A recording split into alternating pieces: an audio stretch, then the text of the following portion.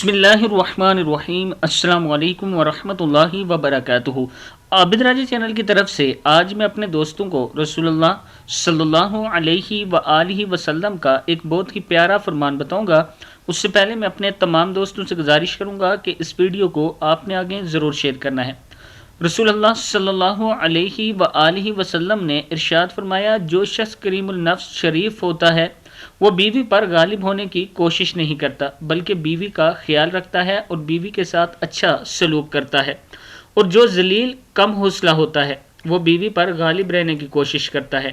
آپ کا ارشاد ہے کہ تم سے بہتر وہ شخص ہے جس کا معاملہ اپنی بیوی کے ساتھ درست ہو۔ بیوی کو دبا کر رکھنا، اس پر غالب رہنا کوئی کمال نہیں ہے۔